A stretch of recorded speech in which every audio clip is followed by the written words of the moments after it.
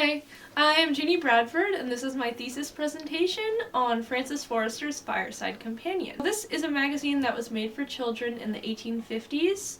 It went from 1855 to 1856 before it was absorbed by another magazine. My thesis is about how children grew up and thought about themselves in the mid-19th century and how their connection to the land and the concepts of pastoralism made them feel like they were indebted to the land and they were in charge of it. The magazine was started by Francis Forrester, as the title may say. That is not his actual name. His actual name is Daniel Wise.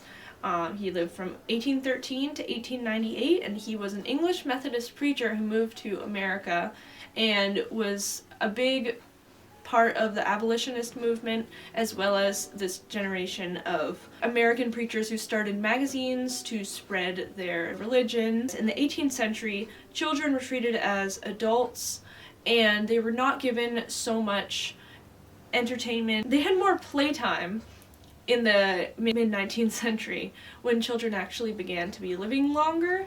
This was reflected in their clothing and in paintings which show how they dressed. They stood very stiffly, they stayed in cradles, they had stays, they did not have a lot of playtime, and the only things they had to read were like the Bible. There weren't things made for children, there were things made for adults that were then made to fit children. But obviously this began to change in the 19th century. There were a lot of philosophers who were starting to think about how exercise and playtime was beneficial for children and could help children in America specifically to grow up to become stewards of the land.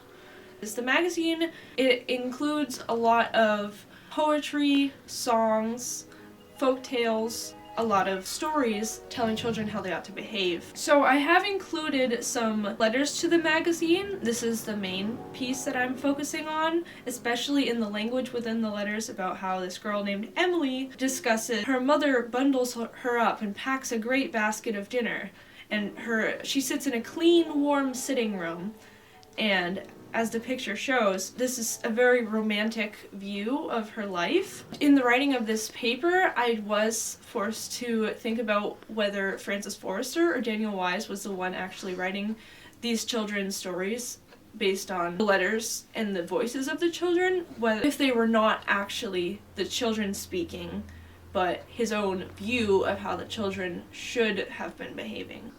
So this letter is about responsible morals and about how important it is to save up money. Responsibility is a big part of it, as children who are responsible and take care of their lives and their chores will grow up to be responsible adults who will be able to use the land better than the Native Americans.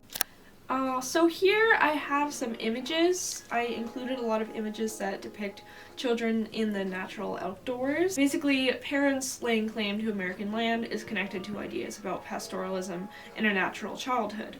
Basically, a childhood in the outdoors, the children become attached to the land that they've been playing in, and where children have been using mud and grass, and they feel that they have ownership over it. So this next topic I'm going into is about racism and land ownership on the prairie, specifically because the Francis Forrester Companion was meant for children who would not otherwise have an access to an education. I'm going to read a quote from the July 1855 issue. This is about Joseph Brant, or Thayandaneka. The quote is, "His energy and courage were so deeply shaded by his cruelty and barbarism. My young readers may be thankful that in these times their peaceful villages and pretty homes are not exposed to the attacks of such savages as Joseph Brant." This quote I included. I thought it was really interesting because it does show the two ways in which Native Americans were portrayed in the Fireside Companion. They were both treated as absolutely barbaric, barely even human, and obviously undeserving of the land that these children were living on. But on the other hand, they were also seen as something to be nostalgic for and something to be idolized. Another topic is racism in the Fireside Companion. There is this quote from one of the letters from the children, because the child was from Alabama. He was talking about his playmates and their names, and how they do no work, but we just play with them. So even though these children are enslaved, it's an example of a child that does not get a point of view, but which does get a mention of some sort. Another example is in A Bear Hunt, which is a story about a bunch of men on a southern plantation coming across a bear that has started eating their crops, and how Scipio, the main character, is able to outsmart the bear and save the day. The character Scipio, he is black, and he is also the main character, and I thought this was really unusual. But on the other hand, there's also things like Ralph Randolph's Adventures in Australia, which discuss original Australians being cannibals and killing people, and then eating them. I thought it was very interesting because the Black Americans, at least they are American, and above all, being American and being white is the ideal. Lastly, I included something about Julia Collins, who was the Frances Forrester of another magazine, which was called The Christian Recorder. This one was for Black Methodists in the North, and she was a school teacher and also a writer who did a lot of the publishing for this magazine.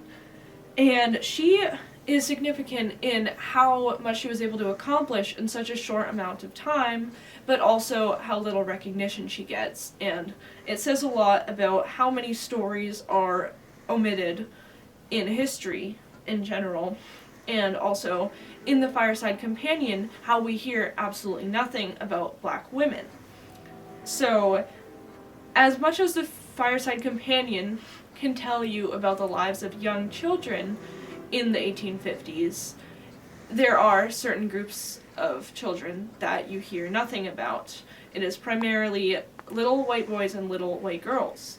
The little white girls are not treated particularly well. Hearing from all the children who wrote to the magazine, the little girls are advocating for themselves. They're writing riddles, they're talking to the editor, and they were treated as equals. The full name of the magazine was Frances Forrester's Fireside Companion for Boys and Girls. But these little girls would grow up to realize their lives would not be as interesting or remembered as the ones of the boys. My paper is about this magazine, about the children writing letters to the magazine, and about what they thought about themselves and how they wanted to grow up, and about this generation. Many of them died in the Civil War. So I hope you enjoy my research and my paper.